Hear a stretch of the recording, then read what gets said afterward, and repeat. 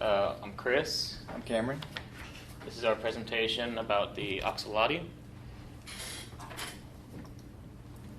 So it's really important to understand is that the Axoloti is not just this device, not just this little, like the physical device. The Axoloti is also the software. So there's two parts. This is the core, the Axoloti core, and that's the Axoloti patcher.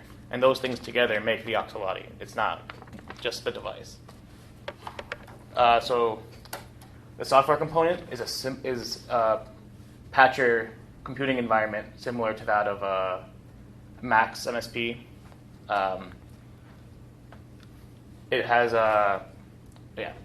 so similar to that. And then this is the physical thing. It's it's a standalone controller, and it's got MIDI in and out, and it's got a 1/4 inch in and out.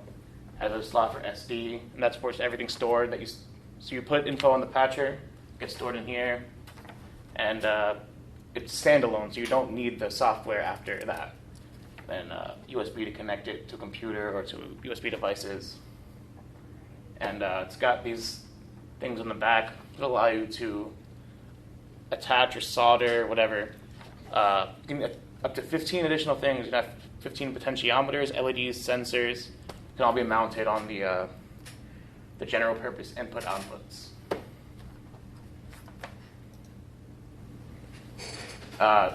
It started with this Indiegogo project.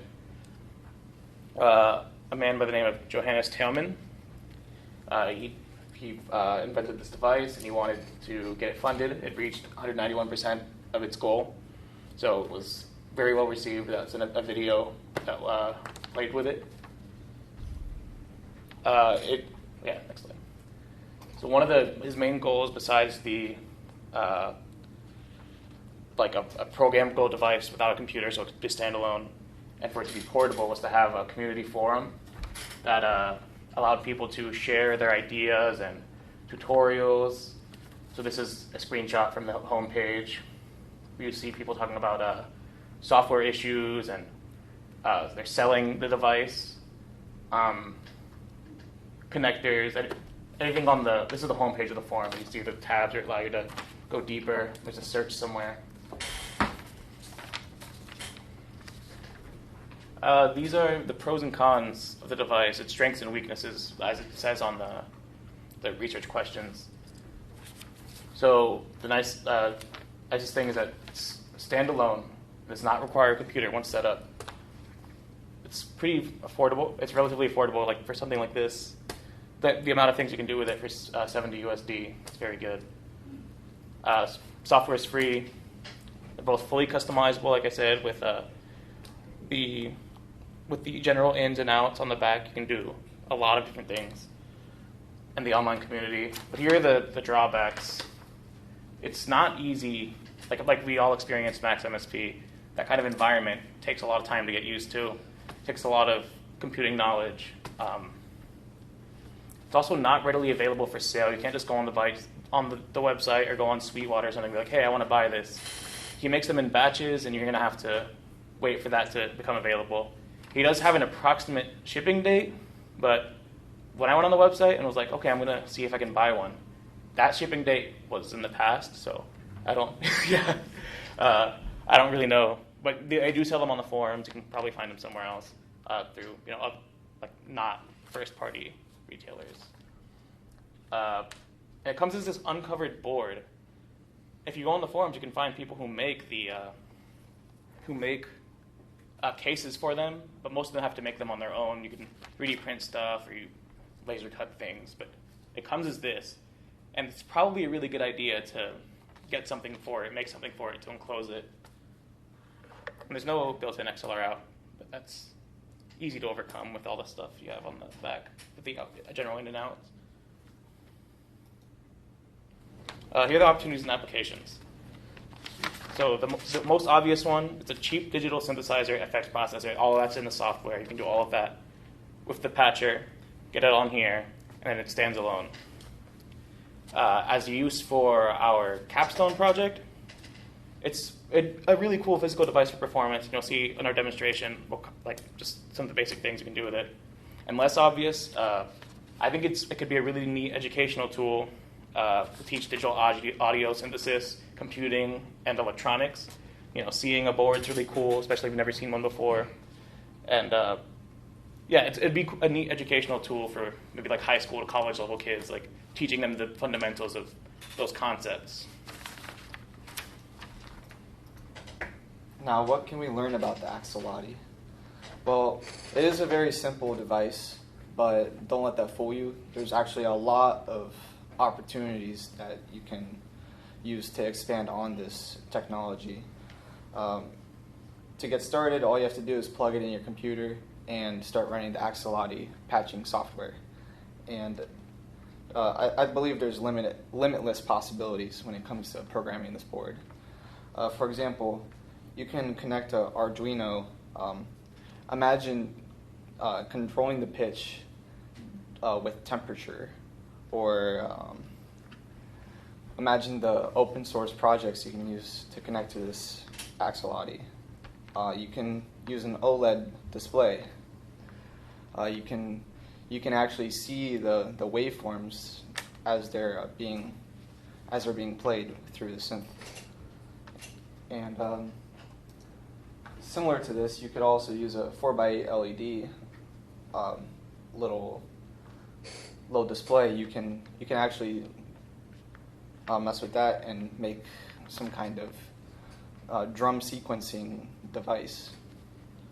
Also, controller envelopes, you can use that for the 4x8 LEDs. The one thing that I thought was pretty cool was if you used a smartphone display, you could actually create a interface within the display and have a playback button or a recording button. Can also switch between patches in the synth. And this would also tie in with the Raspberry Pi. That would be a small way to create like a workaround from having to use a computer for the Axoloti. You could just use the small Raspberry Pi, which is basically a condensed computer.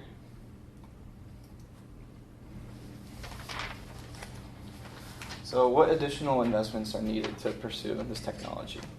Well, for starters, we found a ebook called Getting Started with Axoloti, and it's only about $25, and we are actually trying to get this at the Stetson Library as something that anybody could check out for free. Raspberry Pi is actually provided at the library right now. It's actually $55, but we have access to that for free. 3D printing could be a possible thing to use to make the outside case for the Axoloti. There's plenty of open source development websites that have blueprints or instructions to make a case for the Axoloti, and the external hardware. A smartphone display would be $65, or maybe even cheaper, and you can get one really high res and good quality for a price of about $65. So to conclude the PowerPoint, we could use the Axoloti for a numerous amount of things, and one of the things I'm interested in pursuing is making an educational technology tool for kids, and I believe this would be a cool idea for a capstone project. And I have the Axoloti set up right now, so I can actually start playing.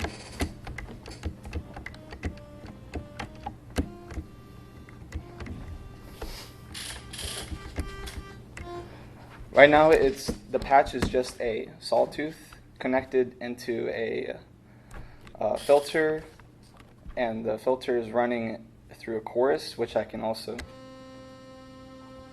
turn it up using the knobs on the MIDI keyboard.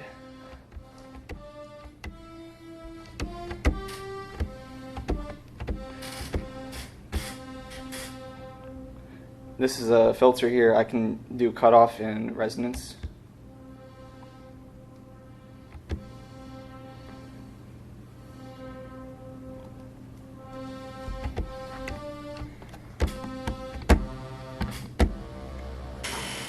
make a cool bass effect.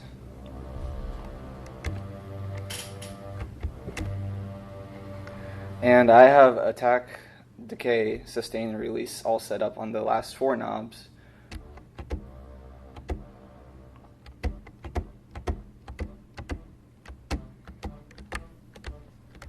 It's a little quiet.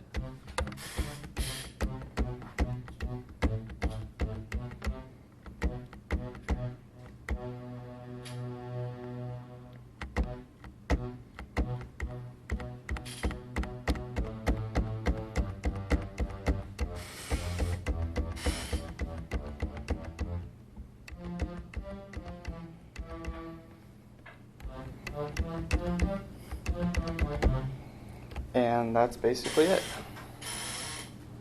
Any questions? I guess we So, still gotta yes, phrase the this. notes on the board are actually from my other class, but I think that is a good pattern for us to follow. So someone would like to Please praise jump us. in. Yeah, start with a praise, a critique, and then a question. It's super obvious that you guys did a lot of research and got your information straight, and that's really awesome. Thank you. Thanks. I mean, the only critique I have is that, am I supposed to do this all at once? I thought it was in steps, but now it's all at once. Oh, okay. So, I was watching the I mean, previous you presentation. guys had your information, but I think it could have been, what's the word? Just like you could have got it out more concisely. You know what I mean? Like it was just a little bit spotty and patchy. And then my only question is like the circuitry of the Axoloti based off something, or did the dude just make it up? Like, you get what I'm saying? Like, is it based off like an old keyboard or something? I don't have that information, but I don't see it as much different than the Arduino or the Raspberry Pi. But I don't know for sure if he had something else in mind. But I mean, the day we were assigned this, Dr. Wolek described it as like an Arduino specifically for audio. I think it's custom built. Yeah, to add on to that, I'm not fully certain of what software it's run on, but he does take all sorts of components, probably the best fit and lowest processing ones that you could find. But yeah, It's probably an ignorant question anyway. No. was an ignorant answer. Yeah. Have you come across any limitations? There's really no limitations. Good. Is it only working with Macs? It doesn't work with Macs. It has its own software, Axoloti Patcher, and the only limitations you may run across is the GPU might become too limited on this. It doesn't have the full capability of a computer. It only has a small percentage of what a computer can do. I mean the CPU, like the computing processor. Right. Yeah. Okay. So could the actual patcher program itself be used as a plugin, perhaps in another program? Or do you have to make everything in that program and then export it? I'm not. I don't believe so. Well, I'm not sure, but I don't see the benefit in that really either. Just because I see the purpose of this device is to be standalone. You already have Max MSP and so many other like plugins for devices. The purpose of this is for it to be. You can use it without a computer. If you didn't notice, this is not connected to the computer. This is on its own. It's running off of the SD card. It's not connected to the computer at all. You take the information from the patcher and put it onto this device. I do see what you're saying with having it go into your DAW, but we already have Max, and you have all these other plugins that are inside of your, like in your DAW, you can download, put into your DAW. So yeah, I hope that answers. Yeah. Would it kind of be like the equivalent of like an analog digital synthesizer? Like it's like, you know what I'm saying? Yeah, and the patcher environment, just like in Max, is meant to kind of emulate that, where you're patching things into each other. Yeah. So yeah, it's very much like, and what we have, the way you set up the knobs, it's kind of like we have an analog thing to control. In reality, it's coming from, it originates from that patcher, that Axoloti patcher, and onto the SD card into this. Yeah, scroll back to your slide, you had a picture of the patching environment on Yes. the slide, just so people can see that again. Yeah. So this. So it does bear similarities to what we're used to Max. Yeah. So how many patches can you effectively put on the SD card, or can you only do one at a time? It's I don't know. See, is like, it- Probably a lot. I- 8 presets there. How do you go back and forth between presets on the hardware? that's something I hadn't considered. It's probably up to the hardware. Like on the keyboard. Yeah, you probably have to map some sort of button. Yeah, that's what we could map button to change presets. Yeah. There's That's way, there's way to map a lot of them to one patcher, and you can cycle through the patches using a button. Probably, I haven't gotten to that yet, but there's a way to do it. Any other people that haven't asked questions yet? Yeah. You were talking about you wanted to use it for kids. Why exactly? Like, why exactly were you going to do it after? Like you with the elaborate? final product. Yeah. Well, I hope to make something that's easy for a kid to use, because like when I first started learning synthesizers, like I started with NI Massive, and like you can see it takes like years to actually get good at that. But I want something that a kid would be able to pick up, and instead of learning how to turn all the knobs and do all the fancy stuff, instead a kid will be able to start playing, and then it'll be intuitive. And I would hope that they'd be able to pick it up and switch between wavetables and filters and distortions, and not have to learn anything that is super complex. Save that for later on if they're more interested. To kind of add on to the potential that this device has with that, you could build a physical device out of like using this as your core, like as the processing unit. You can add knobs, or you can build a case and add knobs like that route in the inside. And you can have like a totally different kind of tool using this as your inside. Like you could theoretically build a synthesizer, a physical synthesizer with this. Anyone else? Yeah. Just kind of. Am I good? Are there like patches you can download of like famous synthesizer sounds? You know what I mean? Like, can you get like Juno patches? There are templates that come with the Axoloti patcher, and yeah, they're pretty expansive. And it is open source. They do have the whole community forum. Yeah. You can find their GitHub repository. On the forum, I'm sure you could find all sorts of like plugins for the patcher that'll allow you to do more than what's in the patcher, like what comes in the box, the digital box. All right. Let them off the hot seat.